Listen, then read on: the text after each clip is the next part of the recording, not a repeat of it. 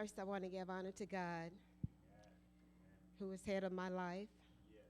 I am so nervous right now. I wasn't expecting this, and I am very nervous. But I want to honor the Lord tonight, and I want to thank Him for being in the house of prayer one more time. I want to thank Him for another week's journey. I want to thank Him for the Holy Ghost that abide within my soul. I want to thank Him for a mind to say yes to His will and a mind to say yes to His way. I want to thank Him for how He blessed all of us that has traveled over many miles of highway to be here tonight. I just give God all glory, all honor, and all praise. All praise, all glory, and all honor is due to Him today. I want to say unto Apostle and Lady Ragland, now, before I go any further, my husband and I have been grafted into this family. Now, the land behind Apostle Ragland and Lady Ragland's house is called Clark's Field. And this is Clark. And we love them very, very much. Apostle Ragland, some years ago, came to Lexington, and when my husband first started pastoring, and we would have ministers and preachers to come, and I had a young daughter at home who was not happy about anybody coming into the house. And she was in middle school at the time. But when Apostle Ragland came, she's been an Apostle Ragland fan ever since. I want to thank God for Apostle Ragland and for the wisdom. Someone mentioned that before. I mean, just talking to him on the phone, wisdom flows. When he's standing before the people of God, wisdom flows. And I thank God for him today, and I thank God for Lady Ragland.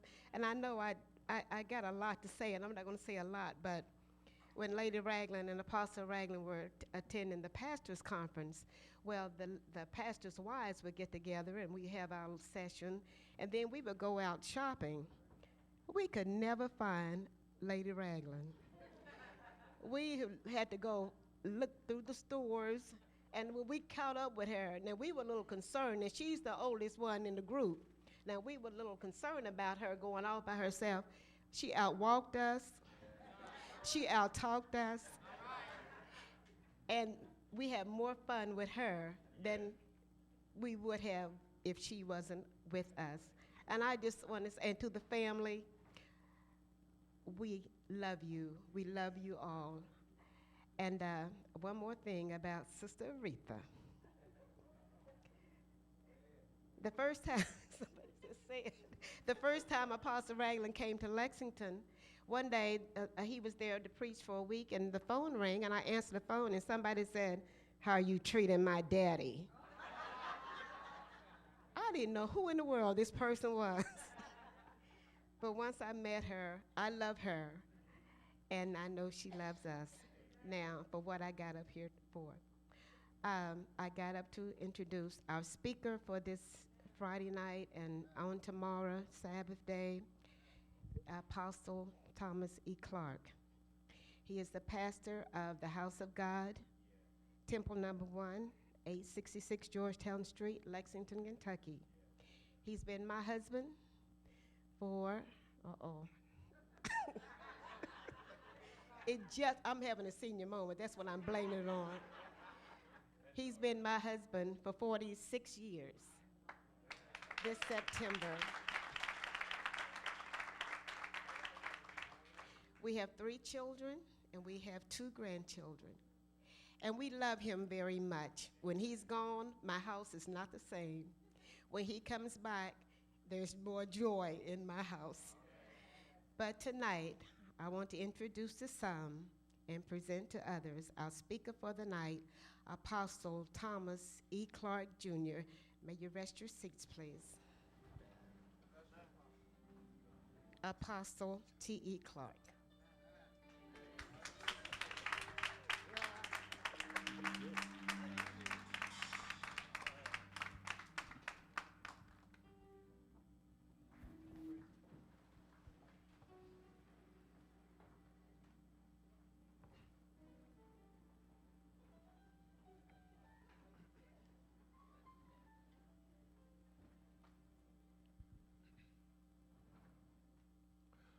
I honor God tonight, and I give his name praise and reverence and thanksgiving. I'm so thankful to God that he was merciful to Lady Clark and I when we started our journey very early today, and he blessed us to arrive here in Gordonsville safely. I thank him for his traveling mercy. Thank him for his traveling mercy. I thank him for his goodness. All the things that could have gone wrong en route here did not.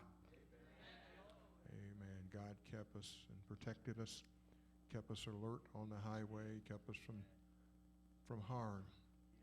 And we thank him for that mercy today. I want to give honor to Apostle Ragland.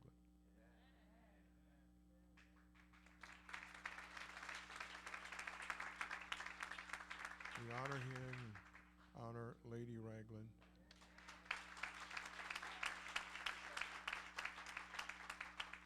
And we celebrate with you on this 50th pastoral anniversary that God has been so good to you.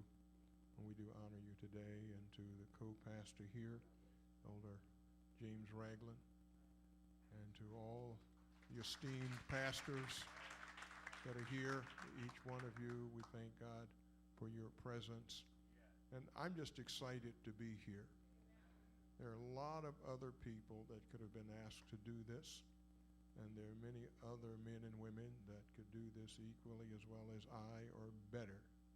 So I feel very honored to be asked to stand here with all the people that love him and Lady Ragland, and all the love that throughout the church that is held for him. They asked me to do this. So I'm humbled by it that I stand here tonight. I listened to some of the congratulatory remarks and expressions, and I share all of those. There are some people, it seems, that God makes, and when he makes them, he breaks the mold. They're original. And Apostle Ragland and Lady Ragland certainly fit that category tonight. So thank you very much for asking Lady Clark and I to be a part of this service. What do you say? What do you preach? How do you do this? Okay. I also want to take a moment to acknowledge those from Lexington that are here. We have some saints from Lexington. Would you stand? Saints from Lexington, please stand. Oh, wonderful. We thank God for them, and they heard about this great celebration. They marked it on the calendar to be here, and we thank them. And this gentleman right here on the front seat is responsible for driving our church band here for the Roosevelt Johnson. We thank God for Brother Roosevelt. God kept him alert and kept him from danger, and he was able to get the saints here safely. Thank you very, very much.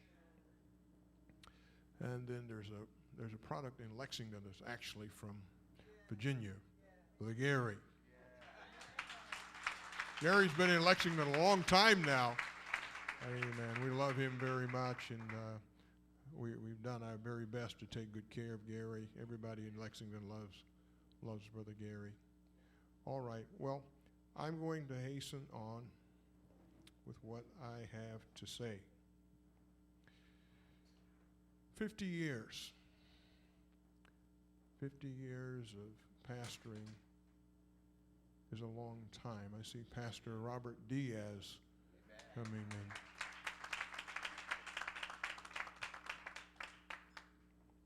But 50 years is a long time, and I feel that when God blesses us to have men and women among us, the caliber of Apostle Ragland, that it it behooves us to take some notes. Those of us that are preachers, those of us that are preachers and pastors and ministers at whatever level, I really think that we need to spend some time watching those men and women that God has blessed to do the jobs that we're trying to do and to do them successfully.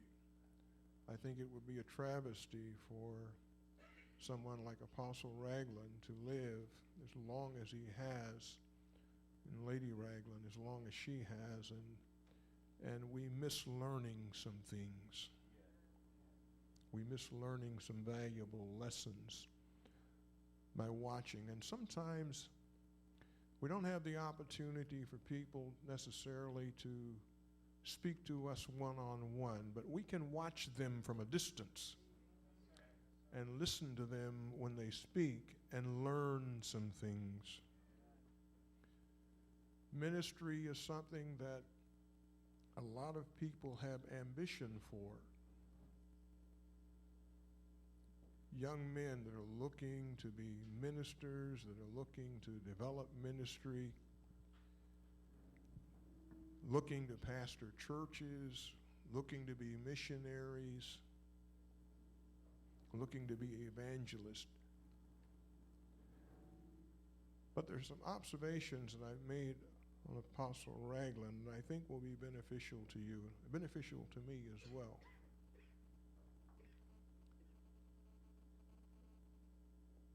A subject that I picked, and I wrestled with this a lot, and I'm not sure that it's the best one, but it's what I have. 50 years with God.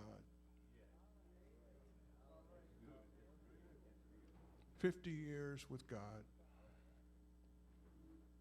50 years with God. And as I look at Apostle Ragland's life, will you be patient with me? It's been a long day, folks, so be patient with me. But as I look at Apostle Ragland's life and his success over a long period of time, and I think Pastor Isaac Hamner pointed this out, there are young folks here. There are teenagers here. And then you have folks that have been here that are 80 years plus. But Apostle Ragland has been successful in capturing and maintaining those different groups.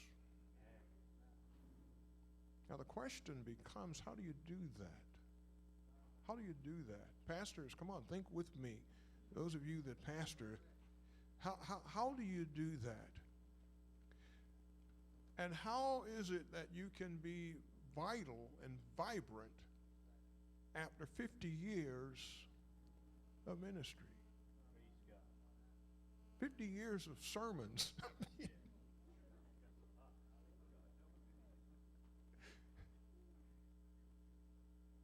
50 years of preaching Sabbath after Sabbath after Sabbath after Sabbath. How do you stay fresh? How do you stay rejuvenated? How do you do that? 50 years of dealing with, well, let's face it, when you started, you didn't start out with all of this. How do you start out with a few?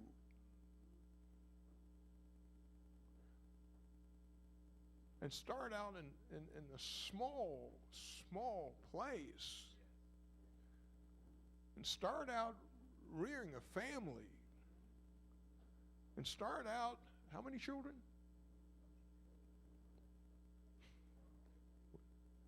With 13 children. Coming along. Not all at once, but coming along.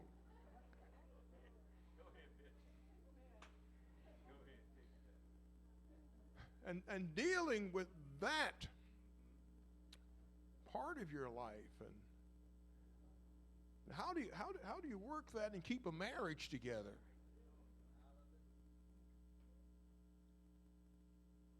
And then how do you deal with the economics of doing all of that?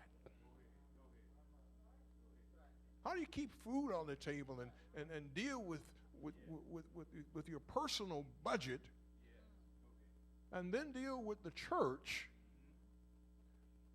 and keep all of that going at the same time? That's what we want to take a look at. How do you deal with factions? You know, every congregation has factions. Come on, let's be real. Every congregation has factions, detractors, other preachers that want your job.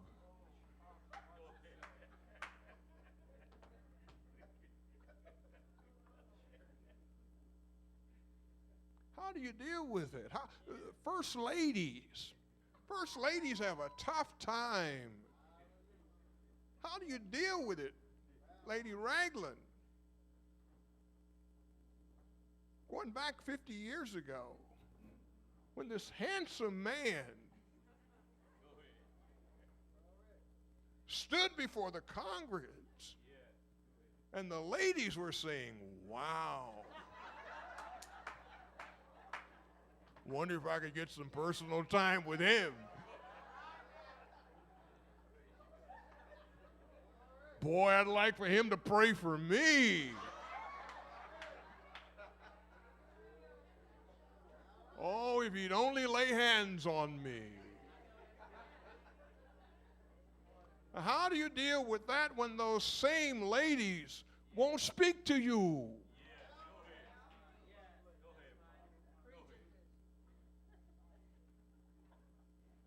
They hug your husband and roll their eyes at you. How do you do that?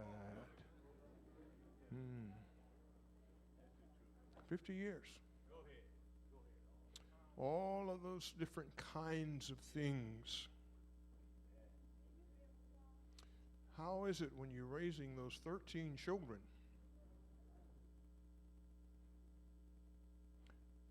And they're being made examples of everything in the church. They have to be perfect.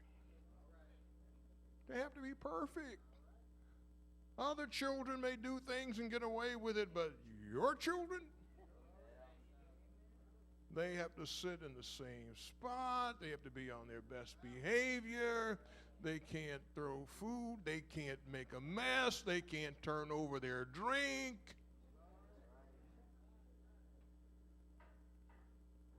How do you do that over a period of 50 years and still be able to captivate, motivate, stimulate, and bring people to Christ? How do you do it? How do you do it? How do you do it when you've worked long hours and you worked all week long and the sun goes down on Sabbath evening and your body is tired and weary? But you have to stand before the people on Sabbath day and share with them the life-saving, soul-saving gospel of Jesus Christ. When you don't feel like it. But your words must be uplifting. They must be inspired. They must be motivating to people and keep them awake. How do you do it? So many ministers today start with the idea that I'm going to pastor these people and I'm going to be the oracle of God and I am going to be the leader. I want to share something with you. As I've watched this man, it didn't start there. And too many of us make the mistake of thinking it starts there. It doesn't start there. It doesn't start there. And when you look at the paradigms in the scriptures of those that did it well, it didn't start with the people. It started with God. It started with God. And that's the thrust behind the subject today. 50 years with God. 50 years with God. Pastors don't start out. You don't start out with the idea of pastoring. You start out with the idea of God. The idea of God.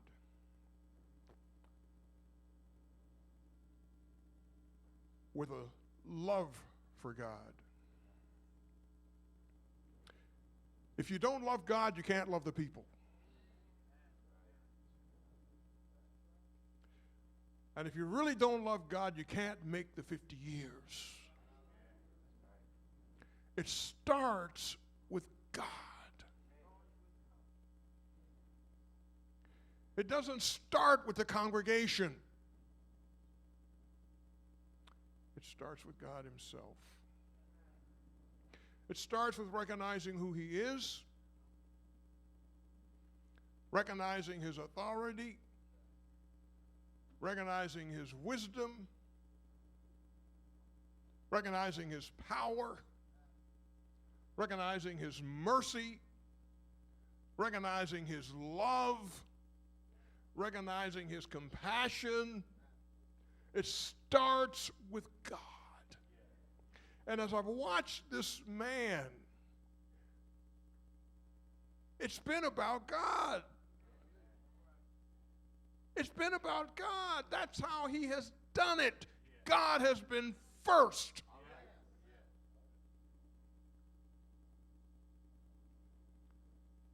When the aspiring young attorney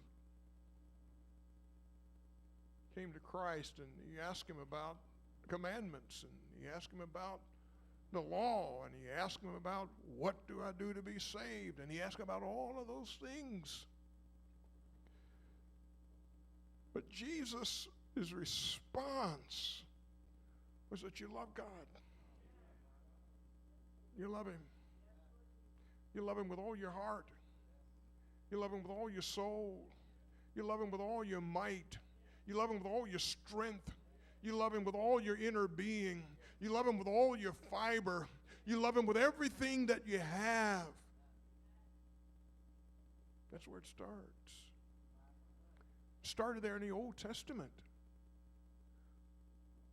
when God was speaking through Moses to the people. Israel,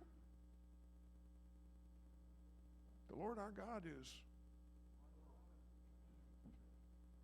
one. One Lord. One Lord. Wherever you're going or whatever you're doing, one Lord. Regardless who you encounter, one Lord. Oh, you want to be a pastor, you have to love God. Because you can't love the people unless you love God. The people will drive you, the people will push you, and the people will push you to the point that you say, I can't take it anymore. But it really isn't about them. It's about God. And all the great ones in the scriptures came to realize that it's about God. Abraham, it's about God. Walk before me and be thou perfect. It's about God.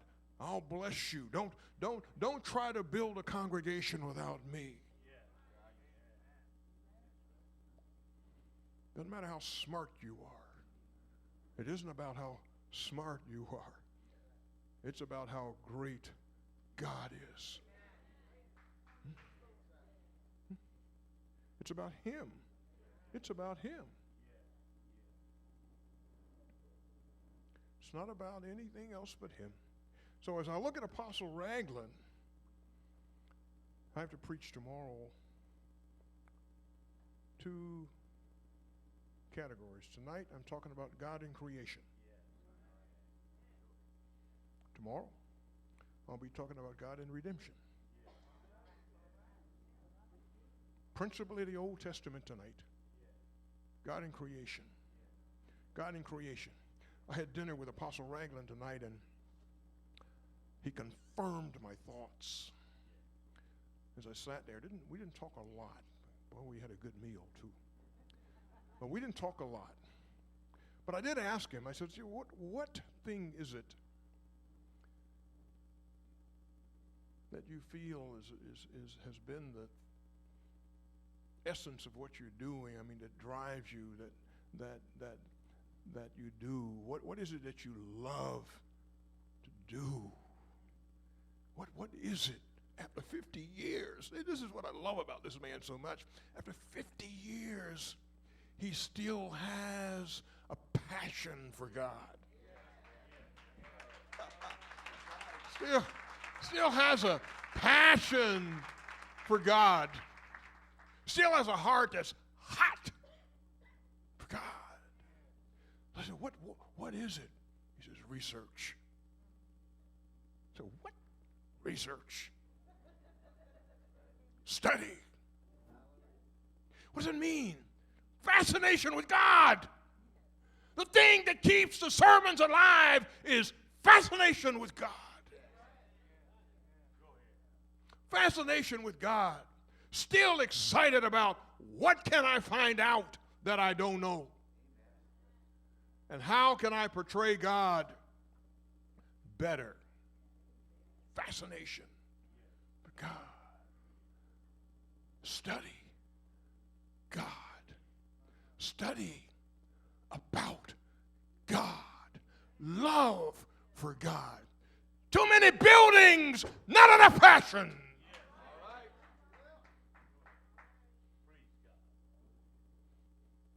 Too many degrees, not enough passion.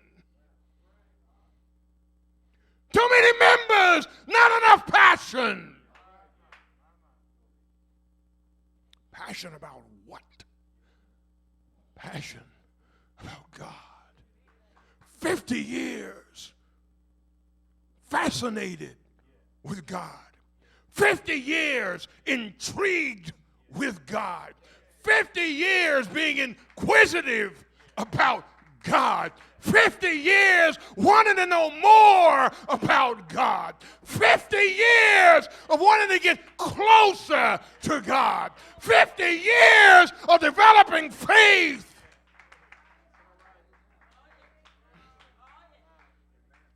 50 years. How you keep it fresh?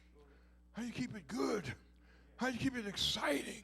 50 years with God, 50 years of wonderment, 50 years with a twinkle in your eye. How many of us have lost that twinkle? The saints jaded you. You spend more time wondering about whether or not they're going to say amen than preaching.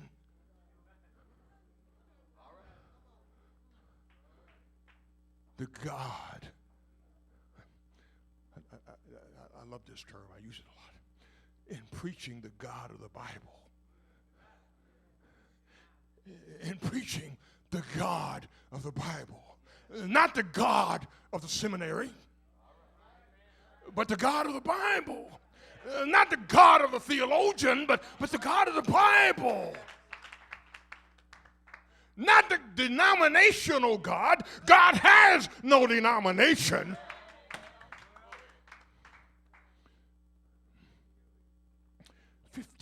Years of learning about the God of the Bible. You don't. I remember Apostle Ragland. One of our pastor conference, you may have been there. I think you were there. Bishop Carter and many others. And I remember this preacher that's been pastoring for 50 years. Stood up among his peers of maybe 40 or so pastors. Stood up in the midst of them with all the congregation here in Gordonsville and all the building that he's done. Stood up in front of all of those and said, and only he could say, I don't know how to pastor.